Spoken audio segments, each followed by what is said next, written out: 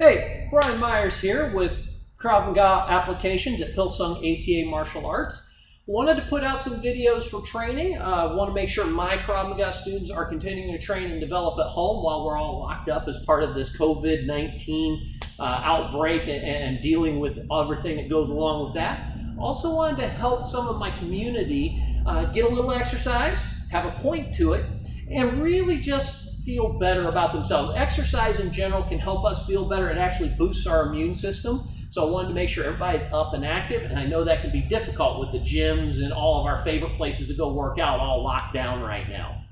All right, a little introduction on Krav Maga. Comes from the Israeli Defense Force. It was developed as the hand-to-hand fighting system for them to defeat their enemy in that street-to-street and the door-to-door type of application. When it came to the United States and started to spread around the rest of the world, Krav Maga became that go-to self-defense system. It's not a martial art, and one of the big principles is it must be accessible to the average person. You don't need to be an athlete, you don't need to be some sort of Superman or Superwoman to be able to do Krav Maga. It should be based on instinct and natural movement.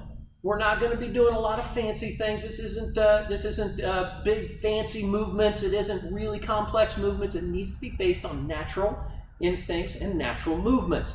It's one technique, one concept, one movement should be able to work for multiple attacks. We don't need a big toolbox. We need a few good, solid techniques that we can rely on in times of need. And finally, we should be able to defend ourselves and counterattack to stop further attack in one movement, or maybe two movements as a combination. It should not be defend, defend, defend, and then start to try and counterattack. We need to make it very, very quick. In self-defense, we have to take the initiative and make it stick.